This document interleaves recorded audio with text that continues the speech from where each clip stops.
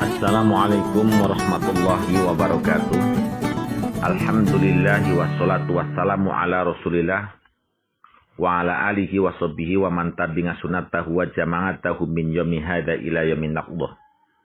Amma ba'd, masyayikhina, para pengurus Nahdlatul Ulama dari PPNU sampai ranting, jajaran pengurus lembaga dan badan otonomi Nahdlatul Ulama yang kami banggakan, yang kami cintai, yang kami hormati.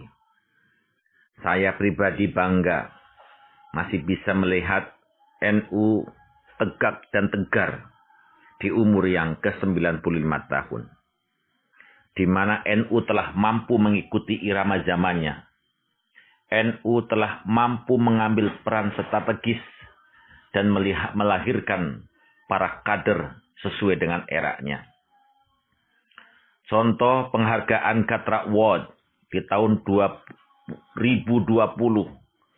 dalam kategori pejabat publik, yaitu sosok inspiratif penanganan pengendalian dan antisipasi dampak pandemi COVID-19 di Jawa Timur, diberikan kepada gubernurnya, yang mana gubernurnya adalah putra terbaik NU, yaitu Khofifah.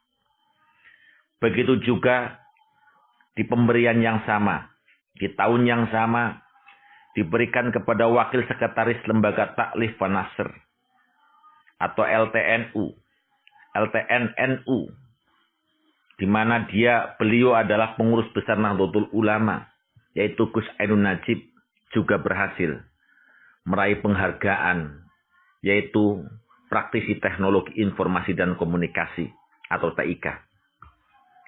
Ini memberikan bukti yang jelas bahwa putra-putra NU tetap eksis dan mampu menjadi pemimpin di eranya. NU telah berhasil membentengi diri dari berbagai gempuran yang datang bertubi-tubi. Contoh, saat NU bersikap keras menentang diproklamirkannya negara Indonesia Islam, negara Islam Indonesia oleh Sekar Maji Marijan Kartosuwiryo di tahun 1945. Karena NU sudah berkomitmen ajas Pancasila adalah hasil ijtihad terbaik bagi Indonesia. Lantaran penduduk Indonesia tidak hanya Muslim, tapi non-Muslim. Di luar sana ada Kristen, ada Buddha, ada Hindu. Pandangan inilah karena NU mempertahankan Pancasila dituding sebagai pengkhianat Islam oleh NII. Lantaran NU membantu Republik Indonesia yang sudah dikafirkan. Kemudian narasi ini disebarluaskan ke umat Islam di basis-basis gerilyanya NI itu. Sehingga seluruh gerilya NI itu atau para kader-kader NI itu berani menghalalkan darah-darah orang-orang NU. Sehingga episode ini menjadi episode berdarah, diwarnai dengan berbagai teror. Ketua pengurus besar Nahdlatul Ulama saat itu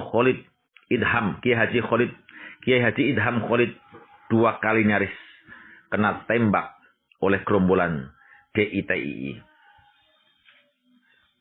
Kemudian NU berhadapan dengan Masyumi yang kemudian awalnya menyatu. Didaploknya Kiai Haji Hasyim Asy'ari menjadi ketua atau pimpinan tertinggi pasca kemerdekaan. Kemudian Masyumi diperbarui dan menjadi partai politik. Di fraksi di tubuh Masyumi meruncing sebuah analisir berupaya melokalisir NU agar tidak mencampuri urusan politik dan terungkap dalam Kongres Masyumi di Yogyakarta 1949. Silakan dibaca buku sejarah NU 1952 sampai 1967 yang berjudul Ijtihad Politik Ulama. Yang ketiga, NU dengan PKI itu pun berjuang keras. Sehingga saat itu pun kemudian PKI dilarang di Indonesia.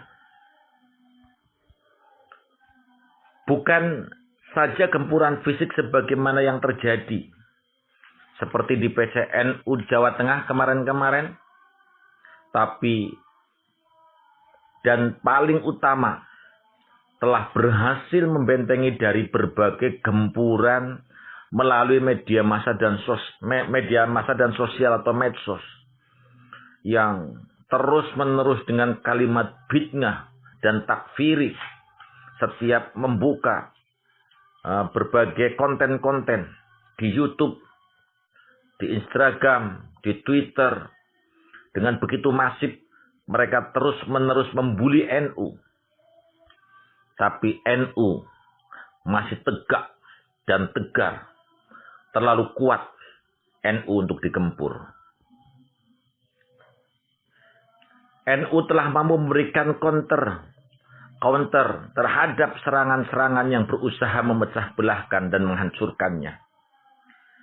Dari semua tantangan yang ada, NU bukan hanya saja mampu bertahan di zamannya sekarang saat ini, tapi NU telah mampu melangkah dengan jangkauan yang jauh dan mengukuhkan dirinya.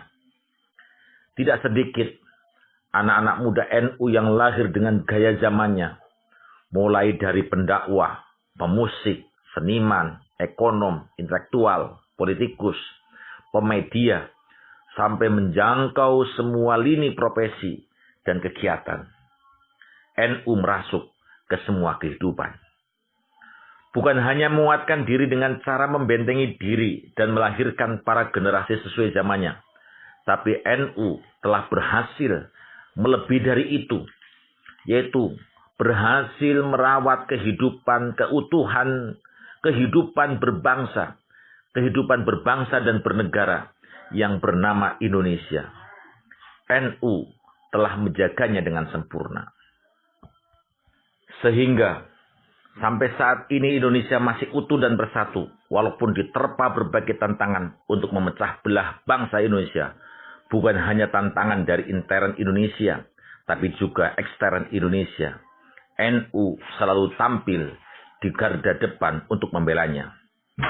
NU bukan saja mengambil peran di Indonesia, tapi juga telah mengambil peran di dunia internasional. NU semakin berkembang dan berkibar di santero berbagai belahan dunia. NU hadir dibawa oleh para kader-kader terbaik muda Indonesia. NU telah berhasil merasuk di semua lini penjuru, baik di dunia nasional maupun internasional. NU telah mengambil peran di sana. Apa yang menjadi kunci keberhasilan NU? Tidak lain, NU memiliki konsep juang selalu mengambil sikap moderat, jalan tengah, toleran, dan memperjuangkan keadilan, tasamuh, tawasud, tawazun, dan ta'adil. Dengan metode ini, NU bisa hidup berdinamika dimanapun tempatnya, kapanpun waktunya. Oleh sebab itu, karena aku bangga dengan NU-ku, saya pribadi mengucapkan selamat. Harlah NU-ku yang ke-95. Semoga NU-ku terus mampu memberikan kontribusi besar dalam menata kehidupan. Semoga para pengurusnya selalu diberi kekuatan dan kesehatan. Teruslah maju NU-ku. Semoga di masa depan lebih mapan, di masa mendatang lebih cemerlang. Wassalamualaikum warahmatullahi wabarakatuh.